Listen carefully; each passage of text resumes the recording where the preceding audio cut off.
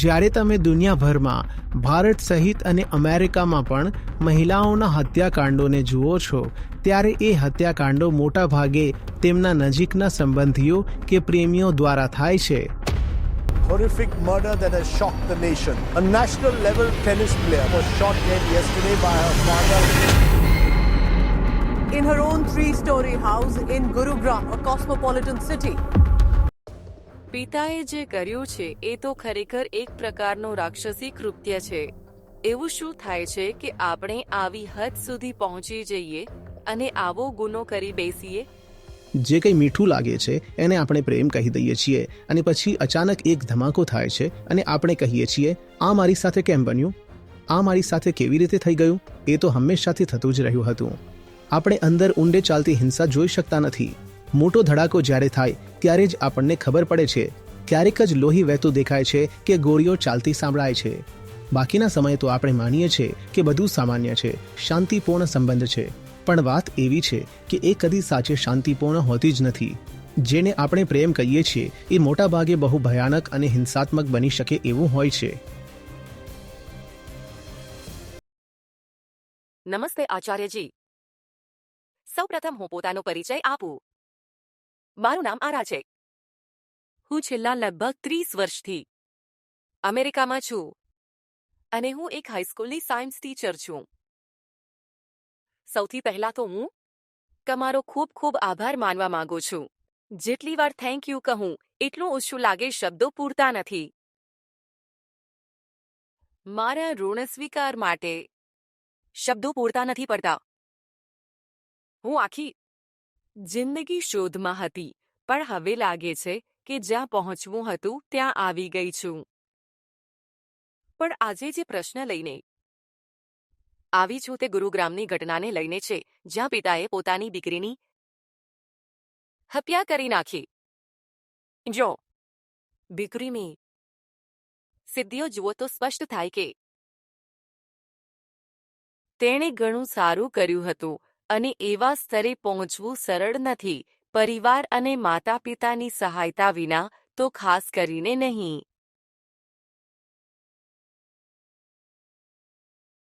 હવે પિતાએ જે કર્યું છે એ તો જાણે કે કોઈ પણ કરી શકે એવી સૌથી શૈતાની હરકતો માની છે. તો પ્રશ્ન એ થાય છે કે આપણે ક્યાં ખોટા પડીએ છીએ? એવું શું થાય છે કે આપણે આવા અપરાધ સુધી પહોંચી જઈએ છીએ? એવું લાગતું નથી કે પિતા કોઈ ગુનેગાર છે કે એમની મેનકામીથી એવી છે. તો તમે શું વિચારો છો? આપણે કેસના તમામ તથ્યો જાણતા નથી. એટલે હું આ ખાસ કેસ પર સ્પષ્ટ રીતે કંઈ કહી શકતો નથી.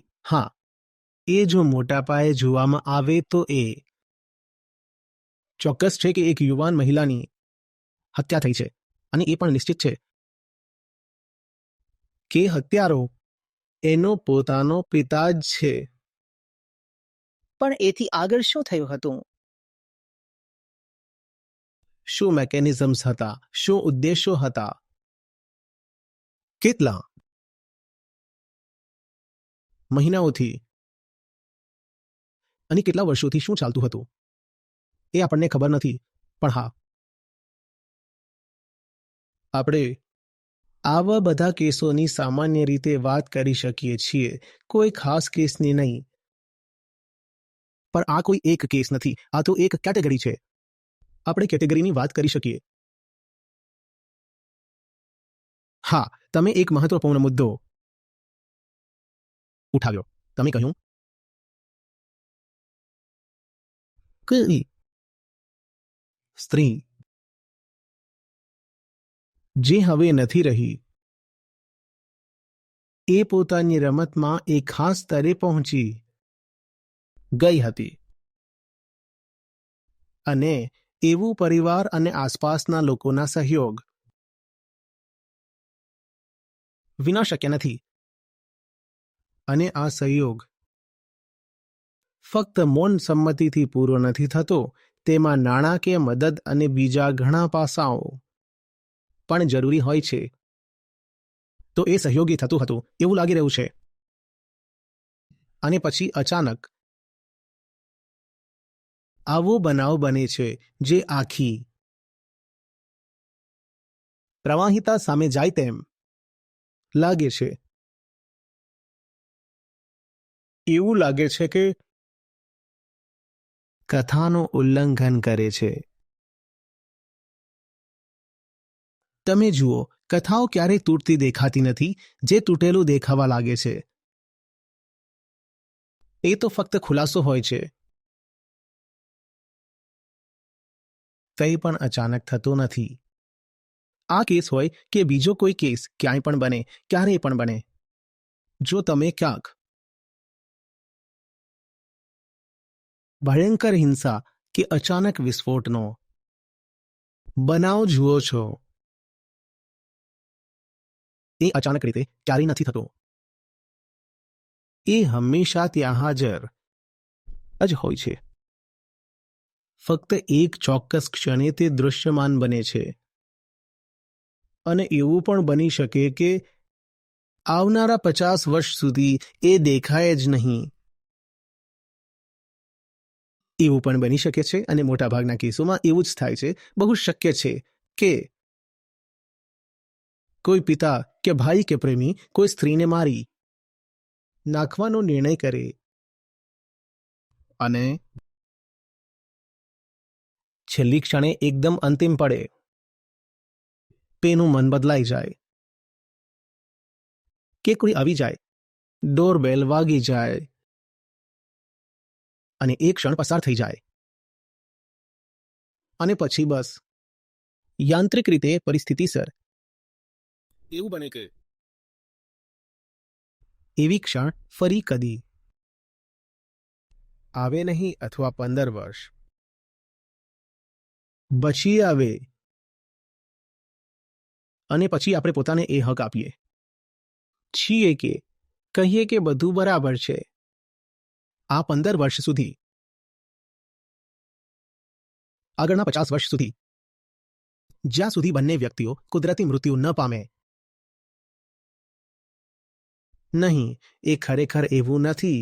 મોટા ભાગના સંબંધો, ખાસ કરીને યુવાન છોકરીઓ સાથે જોડાયેલા હોય એવા, હંમેશા અસ્થિરતાની ધાર પર જ હોય છે. હંમેશા કોઈ મોટી આપત્તિની ધાર પર જ હોય છે. માત્ર મોટા ભાગના આવા બનાવો ડર કે પછી કોઈ અનઅપેક્ષિત પરિસ્થિતિઓના કારણે અટકી જાય છે. એટલે આપણે એ જોરદાર વિસ્ફોટ વારંવાર થાય છે તેના વિશે સાંભળતા કે જાણતા નથી. ક્યારેક જ એ હકીકતમાં બને છે. ક્યારેક જ આપણે ખૂન વહેતું જોઈ શકીએ છીએ અને ગોળીઓ ચાલતી સાંભળી શકીએ છીએ. બાકી સમયે તો આપણે માનીએ છીએ કે બધું સામાન્ય છે. આપણે કહીએ છીએ કે આ શાંતિપૂર્ણ સંબંધ છે. એ કદી શાંતિપૂર્ણ હોતી જ નથી.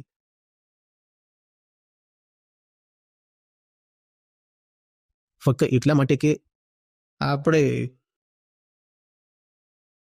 ગોળીઓ ચાલતી સંભળાતી નથી. એનો અર્થ એ નથી કે પાર્ટનર્સ વચ્ચે અથવા માતા પિતાઓ અને બાળકો, ખાસ કરીને દીકરીઓ વચ્ચે બધું શાંતિપૂર્ણ છે. ના, બિલકુલ નહીં. તમે કહ્યું કે જરૂર કોઈ સક્રિય સપોર્ટ રહ્યો હશે, નહીં તો દીકરી પોતાના પ્રોફેશનલ સફરમાં એટલી આગળ જઈ શકત નહીં. હા, પણ જુઓ ને, એક અદૃશ્ય સરહદ હોય છે અને એક કાચની છત પણ હોય છે. તમે કરી શકો છો. હા, તમે કરી શકો છો, પણ એટલું જ કરી શકો છો જેટલું શક્ય છે. અને તમને એટલું જ કરવાની છૂટ મળશે, કારણ કે જુઓ ને, આપણે ખરાબ લોકો કહેવાવા નથી માંગતા. આપણે પ્રતિગામી તરીકે લેબલ લગાવવા માંગતા નથી. અને આપણે નૈતિકતાની સાચી બાજુએ રહેવા માંગીએ છીએ. તો જ્યારે પુત્રી કંઈક માગે છે ત્યારે એ આપવું પડે છે, એટલા સુધી કે સંસ્કૃતિ અને સંસ્કાર અને સ્વાર્થ મંજૂરી આપે. ચાલો એ આપણને ભ્રમિત ન કરે. અહીં સ્પષ્ટ હદો છે અને એ હદોમાં બોમ્બ લગાવવામાં આવ્યા છે. તમે ત્યાં પગ મૂકો છો અને ધડાકો થાય છે. તમે શું કહો છો એ તો ઠીક, પણ હું તો એ સમજુ છું કે માતા પિતા પોતાના બાળકો માટે જે કંઈ કરે છે એ છે પોતાના બાળકો માટે. એ લોકો પોતાના માનસિક ઘાટની નિશ્ચિત મર્યાદાઓની અંદર જ કામ કરે છે. દરવાજો છે, પણ જો વાત એની પાર પહોંચી જાય તો એ અસ્વીકાર્ય છે. પછી એ અસ્વીકાર્ય બની જાય છે અને આવી ઘટનાઓ બનતી રહે છે. હા, જુઓ ને, પક્ષીને ઉડવા માટે તાલીમ આપવી પડે છે જેથી તે પક્ષી સુંદર લાગે છે. અને પછી એ દરવાજા પર કે અલમારી પર બેસી શકે છે અને રૂમથી રૂમમાં ઉડી શકે છે. સમસ્યા એ છે કે થોડી જ વારમાં પક્ષી ખુલ્લું આકાશ શોધવા માંગે છે અને એ જ સમયે હથિયારો બહાર આવે છે અને ગોળીઓ ચાલે છે. તો એ બધું ઠીક છે જો તમને મર્યાદિત સ્વતંત્રતા, જો તમને લાગે કે શરતી સ્વતંત્રતા, શરતો હેઠળની સ્વતંત્રતા, કાપકૂટ કરેલી સ્વતંત્રતા માણવી હોય, કારણ કે તમને એટલી છૂટ આપવાથી મને મારા પ્રત્યે સારું લાગવું છે, હું સારો પેરેન્ટ છું, હું બહુ દયાળુ પિતા છું, હું પ્રેમાળ અને કાળજી રાખતી માતા છું, તું જોઈ છે તારા માટે હું કેટલું બધું કરું છું. તું જોશ હું તારા માટે કેટલું કરું છું, હું સારો પતિ છું, બહુ જવાબદાર પણ. અને આ બધું માત્ર ઠીક જ નથી લાગતું, પણ ખરેખર આનંદદાયક લાગે છે. પણ જ્યારે તમે હદોની પરખ કરવા જાઓ છો ને, ત્યારે એટલું પણ બચવા નથી દેવામાં આવતું કે ધડાકો સાંભળી શકો. આપણે કહ્યું હતું કે આ હદોમાં બોમ્બ લગાવેલા છે.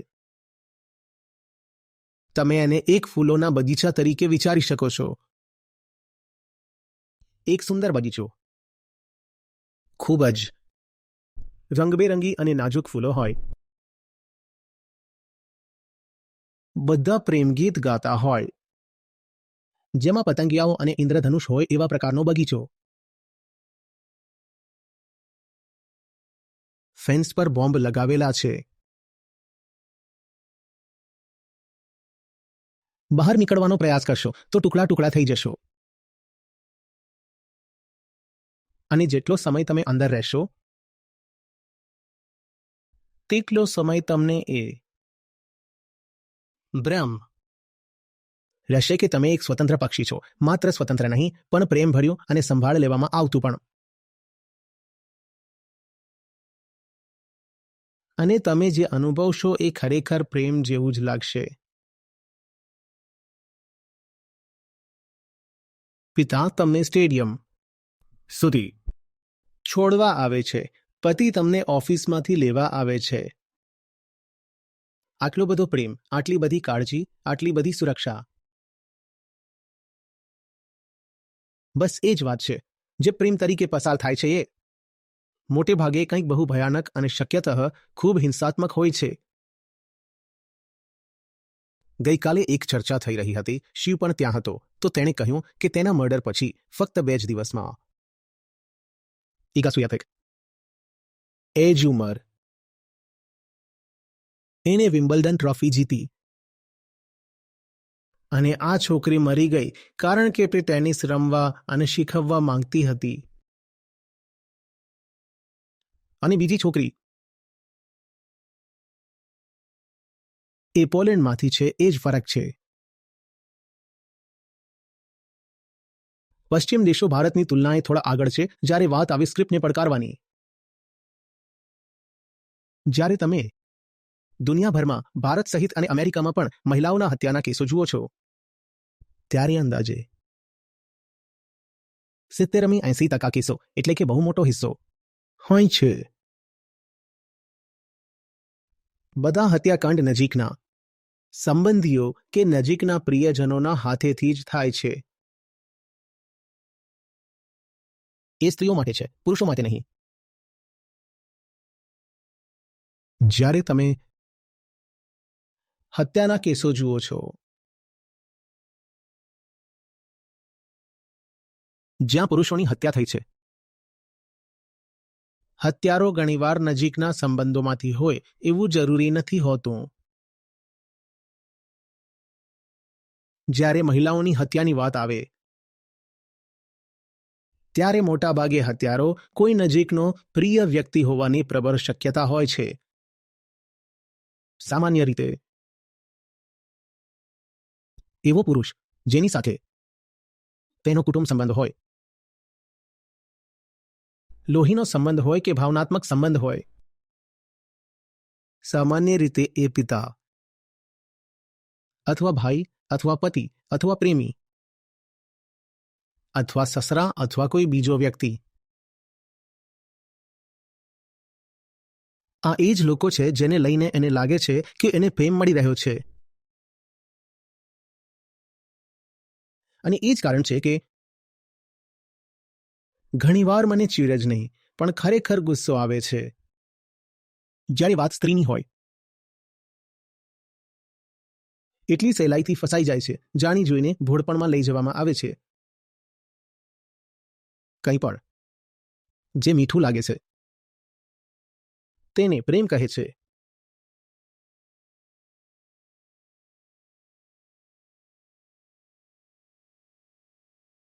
ત્યાં જઈને એની માટે કારનો દરવાજો ખોલો, એના માટે ખુરશી ખેંચવી, કોફી ટેબલ પર, અથવા થોડું મીઠું બોલવું.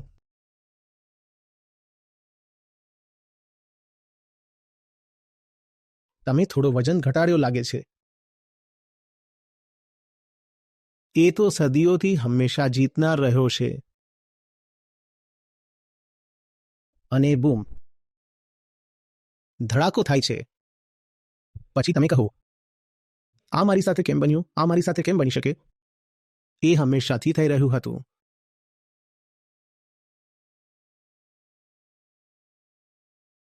તમે બસ તમારી ભાવનાઓથી, સુરક્ષાની જરૂરિયાતથી અને સંસ્કારોથી આંધળા બની ગયા છો.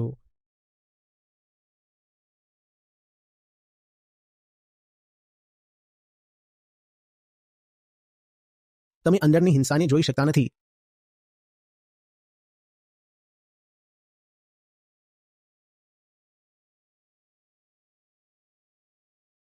એસિડ હુમલાના પીડિતોમાં કેટલા પુરુષો છે? કૃપા કરીને જણાવો.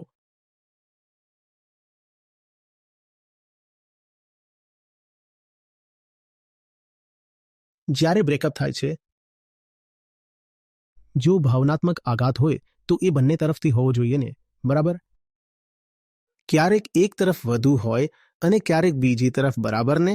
તો પછી એવું કેમ કે મહિલાઓ ક્યારેય પુરુષોના ચહેરા પર એસિડ ફેંકતી નથી?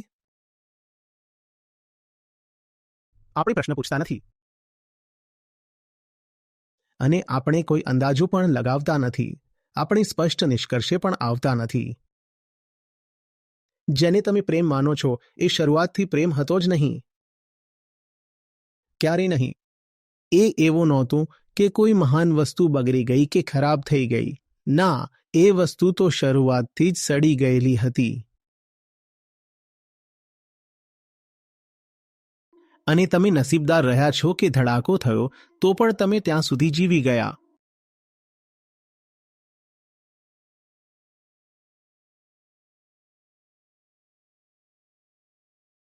દુનિયાભરમાં અને ભારતમાં મહિલાઓની રક્ષા માટે એટલા બધા કાયદા શા માટે બનાવવામાં આવ્યા છે?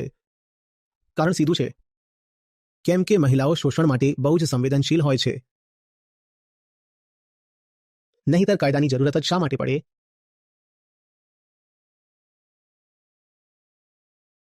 આમાંથી ઘણી બધી સંવેદનશીલતા ટાળી શકાય તેવી છે, એ આપણે પોતે જ ઊભી કરી હોય છે.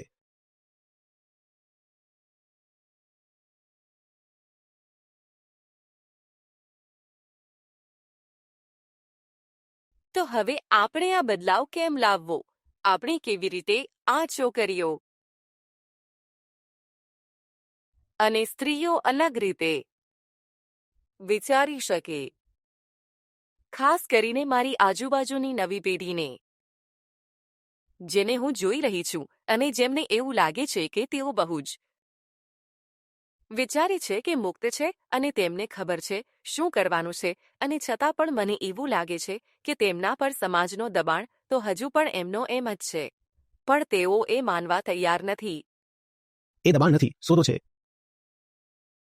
એક સોદો છે અને એમણે એ સોદામાંથી બહાર આવવું પડશે. એ એક સોદો છે જે મીઠાશ અને સુરક્ષાનો વાયદો કરે છે. એ એક સોદો છે, એ દબાણ નથી. એમને કાલ્પનિક કથાઓમાં જીવવાનું બંધ કરવું પડશે.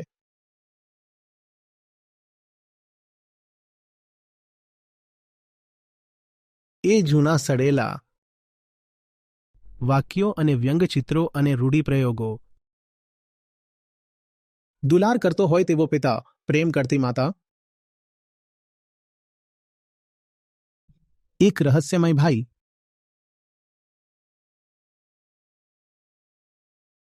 રક્ષાત્મક અને માલિકી ભાવ ધરાવતો પતિ. જો તમે ના કરો, લોકો આ જોઈ શકે. ના, એ એક સોદો છે, અને સોદો એ છે કે તમે આ ચિત્રો, આ કથાઓ સ્વીકારી લો, અને જો તમે એ સ્વીકારશો તો પછી તમારી જે કથા છે તેમાં તમે જે ભૂમિકા સ્વીકારી છે એ મુજબ બધું જ મળશે. વાત એવી છે કે અહીં એક કથા છે. મહેરબાની કરીને પોતાને એ પાત્ર પ્રમાણે ઢાળી લો, અને જો તમે આ પાત્ર ભજવશો તો પછી પપ્પા એ પાત્ર ભજવશે. એ સોદો છે. તું મીઠી, આજ્ઞાકારી અને નાજુક છોકરી બનજે, અને પપ્પા બધું પૂરું પાડનાર બનશે. તમારે આ સોદો નકારવો જ જોઈએ.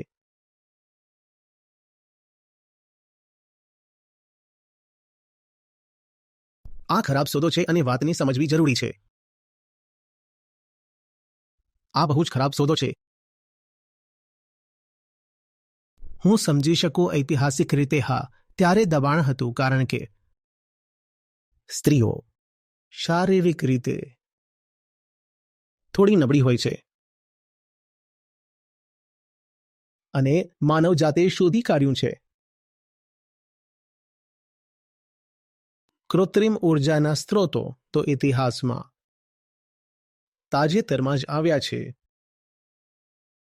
એની પહેલા તો આપણે નિર્બળ જ રહેવું પડતું હતું. આપણી પોતાની તાકાતથી,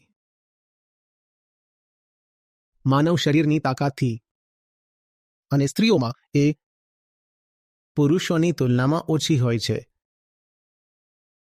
એટલે તેઓ પાછળ રહી જતી હતી. હા, પણ હવે તેઓ નથી. આપણે પોતાની તાકાતનો ઉપયોગ, આપણા બાયસેપ્સનો ઉપયોગ કાર ચલાવવા કે પછી બોમ્બર જેટ ઉડાવવા માટે કરતા નથી. ઉર્જા ક્યાંક બીજેથી આવે છે.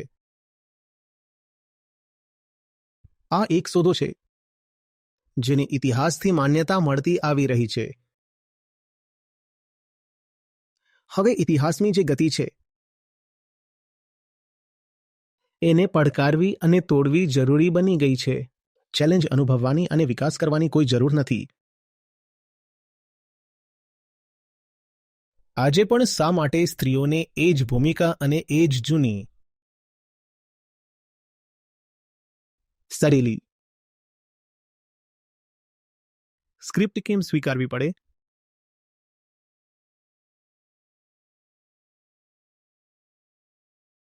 કોઈ આવે છે અને અને અને ઉપકાર કરે છે, અને ઘણી બધી છોકરીઓ માટે એ જ સુરક્ષા હોય છે.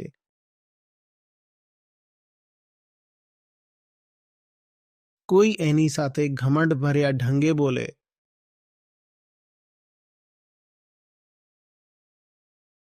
તો છોકરી યોગ્ય રીતે જવાબ આપી નહીં શકે. કેમ? કારણ કે એની અંદર એ વહેંચાયેલું છે કે એને સલામત રહેવાનું છે. હવે તમને સલામત રહેવાની જરૂર નથી, કારણ કે તમે તો હંમેશા સુરક્ષિત રીતે રહેતી વખતે પણ અસુરક્ષિત રહેશો.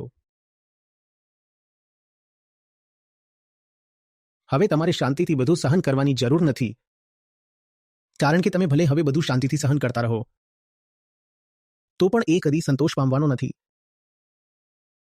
એ તમારા પર ચડી જશે અને એક દિવસ પ્રતિસાદ રૂપે તમારા નાનકડા વિરોધ પર તમને ગોળી મારી દેવાશે. આ કઈ રીતે સારો સોદો કહી શકાય જો વર્ષો સુધી તેમની પ્રત્યે વફાદાર રહીને પણ જો તમને આવું જ મળતું હોય તો?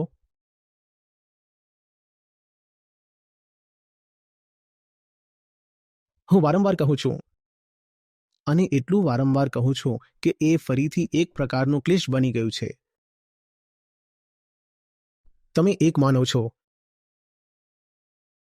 તો પછી શા માટે તમે બધી છાપો અને લક્ષણો મધ્યયુગીન દુનિયાના લઈને ફરો છો?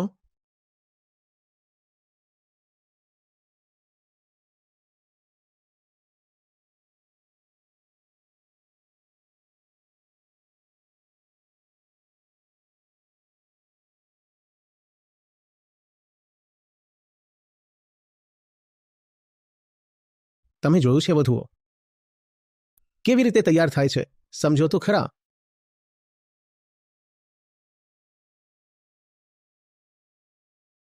શરીર પર કેટલું બધું ધાતુ હોય, કેટલું બધું કાપડ અને કેટલી બધી સિલિકા હોય. આ તમારું મુખ્ય શારીરિક અંગ છે જે વિરોધ પ્રગટાવે છે. આને થોડું બાજુ મૂકો. પ્રતીક રૂપે પણ આ બધું શક્તિ, ધીરજ, બળવો અને વ્યક્તિ માટે ઊભું થયું છે ને, સાચું ને? અને પછી તમે અહીં એટલું બધું કાચ પહેરીને બેઠો છો.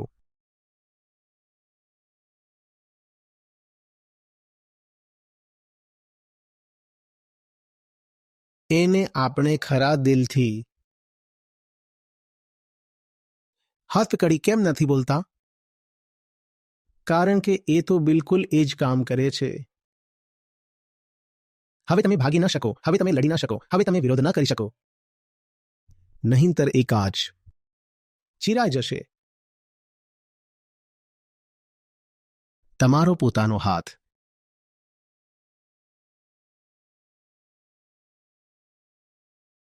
અને આ જ જગ્યા છે જ્યાં હાથ સૌથી નબળો હોય છે, અને ત્યાં ઘાવ લાગશે.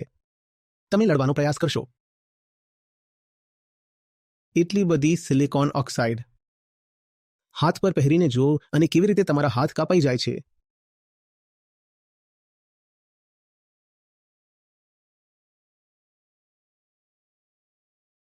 સ્ત્રીઓ કહે તેમને એ ગમે છે. શું હું સુંદર નથી?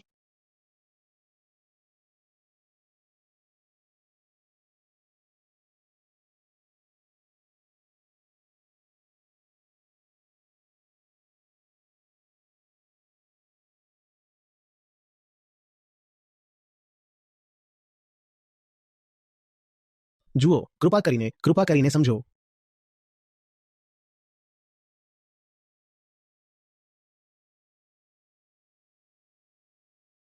ઇતિહાસ પાસે તમારી માટે કંઈ નથી, કંઈ ખાસ નથી.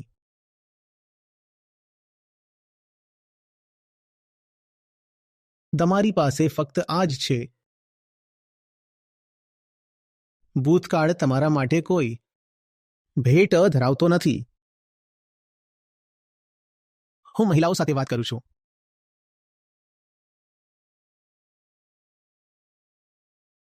ભૂતકાળની વ્યવસ્થાઓમાંથી ફાયદો ઉઠાવનારાઓ, એ શોષણકારી હોય કે બીજી કોઈ પણ રીતે. જો તેઓ ભૂતકાળમાં જ રહેવા માંગતા હોય તો રહેવા દો.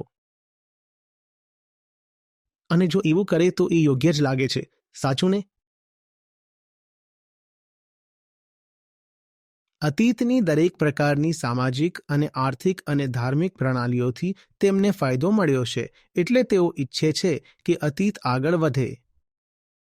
એ સમજવા જેવી વાત છે. પણ સ્ત્રીઓને અતીતની ચિંતા કરીને શું ફાયદો થતો હોય છે?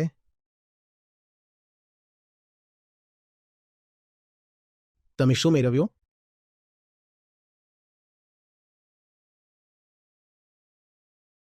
એ નક્કી કરે. બાળ હત્યા. અને પરિવાર, સમાજ, સમુદાય અથવા દેશના કોઈપણ સ્તરે નિર્ણય લેવાની પ્રક્રિયામાં મહિલાઓનો ભાગ બહુ ઓછો હોય છે. આપણા જ શરીર પર પણ પોતાનો વશ ન હોય. સતત ગર્ભવતી રહેવાને બદલે ગર્ભવતી થવું.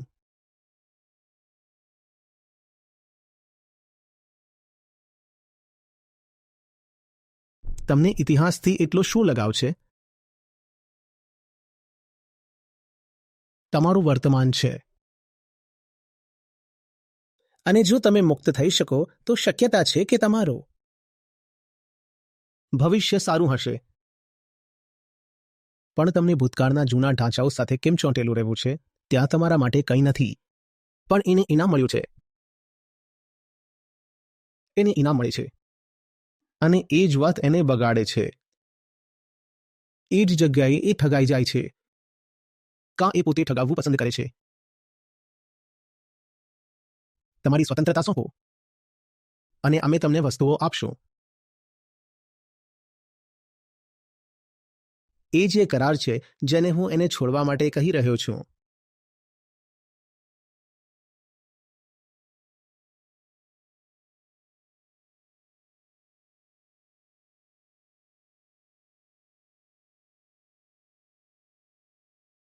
આ સોદો તોડી નાખવો જોઈએ.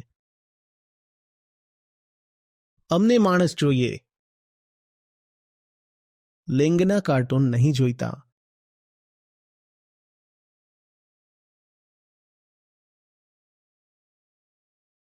અને એ જ તો બધા યોગ્ય રીતે વિચારતા લોકો પણ ઈચ્છે છે. કૃપા કરીને સમજો કે આ કોઈ સ્ત્રીઓ, પુરુષો સામે છે એવું નથી કે એક લિંગ બીજા લિંગની વિરુદ્ધ છે. વાત એમ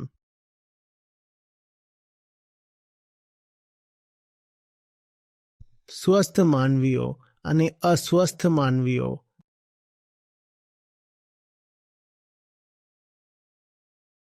સ્વસ્થ પુરુષો એટલે કે યોગ્ય રીતે વિચારતા લોકો. એ લોકો જે પોતાનું ભલું ઈચ્છે. હું એવું નથી કહેતો કે મહિલાઓનું ભલું ઈચ્છે. એવા પુરુષો જે ખરેખર જીવનને સમજ્યા છે. જે લોકો આતુરતાથી રાહ જોઈ રહ્યા છે કે મહિલાઓ ભૂતકાળમાંથી બહાર આવે અને વર્તમાનમાં પગ મૂકે. છતાં પણ અહીં આપણે જોઈએ છીએ કે આધુનિકતાના નામે પણ ભૂતકાળ જ ચાલુ રહે છે.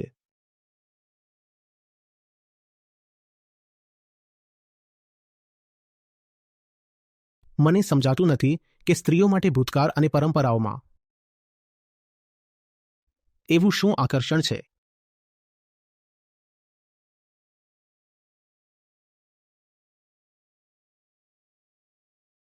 એની બધા પ્રકારના સશક્તિકરણ આપો. અને આ પણ એક પ્રકારનું ઉપકારક નિવેદન નથી શું? એને સશક્ત બનાવો.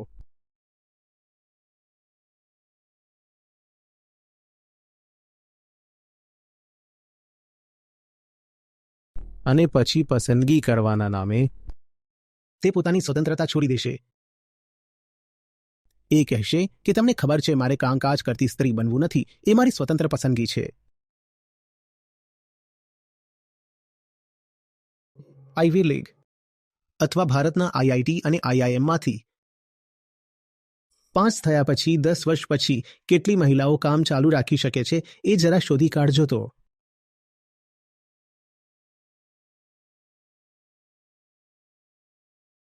સ્નાતક થયા પછી 10 વર્ષમાં જ ભયાનક સંખ્યામાં લોકો નોકરીમાંથી બહાર થઈ જાય છે.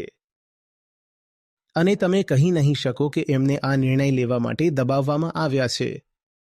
એ લોકો કહેશે કે આ અમારી સ્વતંત્ર પસંદગી છે. ના, એ તમારી સ્વતંત્ર પસંદગી નથી. એ તો પેલો ભૂતકાળ છે જે હજુ પણ છુપાઈને પોતાને ચાલુ જ રાખે છે.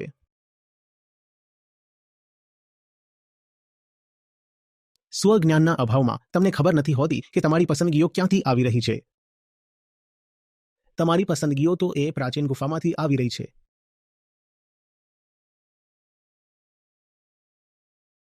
તમારી પસંદગીઓ એ મધ્યકાલીન માનસિકતામાંથી આવી રહી છે.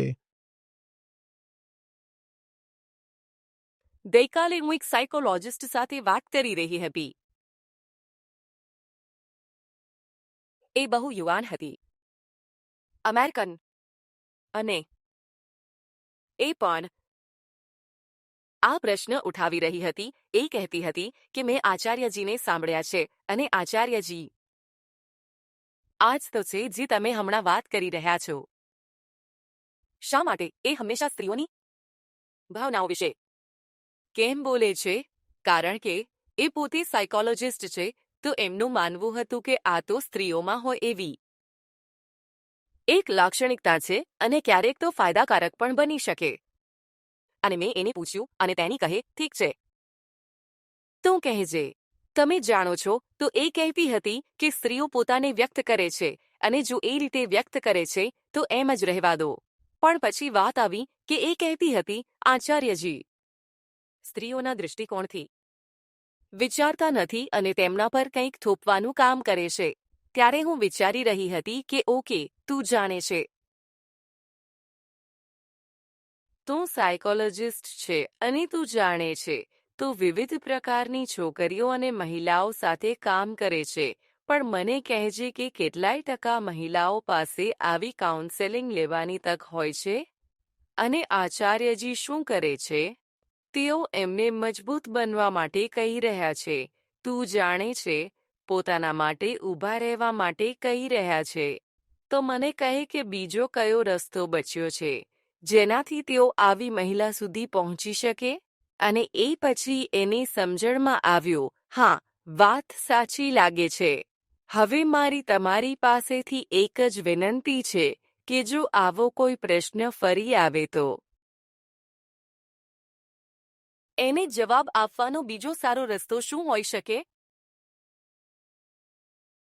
ના, આ તો બહુ ખુલ્લું અને બહુ સ્પષ્ટ છે. આરોપો. શા માટે સ્ત્રીઓને પોતાની લાગણીઓ સાથે રહેવાની અને પોતાની ભાવનાત્મકતા વ્યક્ત કરવાની છૂટ શા માટે ન હોવી જોઈએ? કારણ બહુ સરળ છે. તમારી લાગણીઓ તમે પસંદ કરતા નથી. તમારી લાગણીઓ તમારી પસંદગીનું પરિણામ નથી. હું એ વ્યક્તિને સ્તન ધરાવતી અને નિતંબ ધરાવતી અને ગર્ભાશય ધરાવતી વ્યક્તિ તરીકે નથી જોઈ રહ્યો, પણ હું તે વ્યક્તિને એક જાગૃત ચેતના તરીકે જોઈ રહ્યો છું. અને તમને સારી રીતે ખબર છે કે ભાવનાઓ ક્યાંથી આવે છે. આપણે જે ભાવનાઓની વાત કરીએ છીએ એમાંની ઘણી તો સીધે જ ગર્ભાશયમાંથી ઊભી થાય છે. અને જો એ કોઈ જૈવિક પ્રક્રિયા અથવા રાસાયણિક વસ્તુ હોય તો એમાંની મોટા ભાગની ભાવનાઓનો અનુભવ પણ ન થાય અને તેટલી જ રીતે એ ભાવનાઓ વધુ તીવ્ર પણ બની શકે. ફક્ત એક ઇન્જેક્શન અથવા નાનકડી ગોળી અને તમારી અંદર ભાવનાઓનો ધમાકો થઈ જશે. તમારી ભાવનાઓ ખરેખર તમારી છે શું?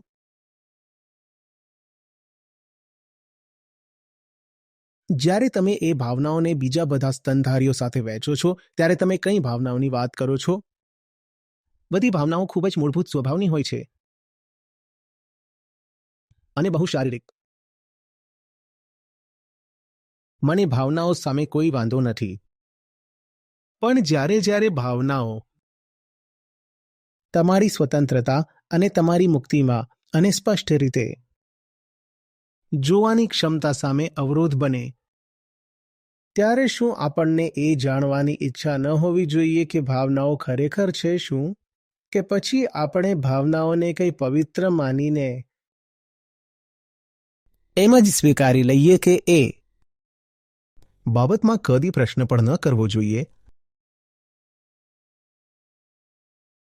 લાલસા એ એક ભાવના જ છે કે નથી? માલિકી ભાવ, ગુસ્સો, અને આપણે સારી રીતે જાણીએ છીએ, હું કહું છું, એ એક સરળ પ્રશ્ન છે આપણામાંથી.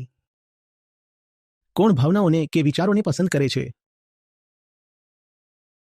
તો પછી આપણે એના કબજામાં કેમ હોવા જોઈએ? આ વાત એ છે કે અંદરની ભાવના કેવી છે તેની પરવાનગી લીધા વગર સાચું કરવું જોઈએ. તમારી લાગણીઓ એ નથી જે તમે ખરેખર છો. તમારી ભાવનાઓ એ નથી જે તમે ખરેખર છો. ભાવનાઓ તો ક્ષણિક હોય, તે આવતી જતી રહે છે. શું તમે આવતા જતા રહો છો? ભાવનાઓને બહુ જ વ્યૂહાત્મક રીતે અને બહુ જ કાવતરાપૂર્વક બહારના કોઈ પ્રેરક દ્વારા ઉશ્કેરાઈ શકે છે. સ્વાદિષ્ટ ખોરાકની સુગંધ એટલી લલચાવનારી હોય છે અને એની સામે તુરંત જ એક ભાવના ઊભી થઈ જાય છે.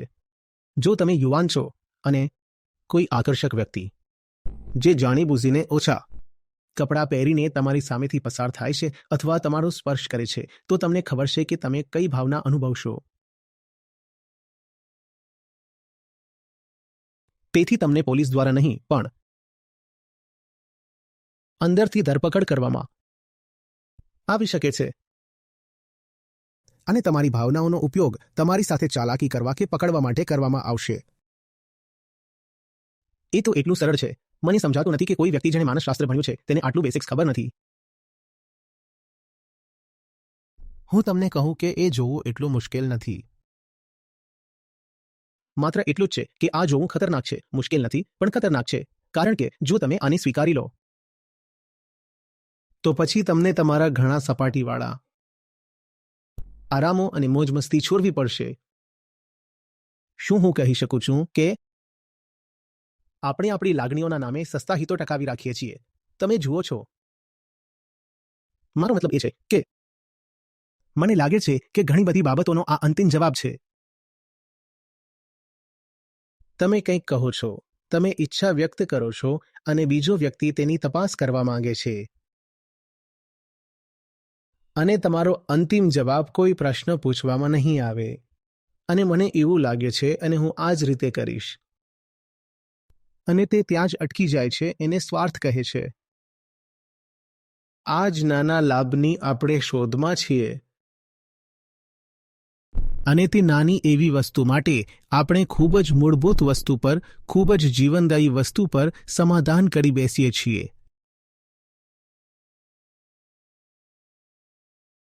આપણી સ્વતંત્રતા જે જીવનનો સાર છે.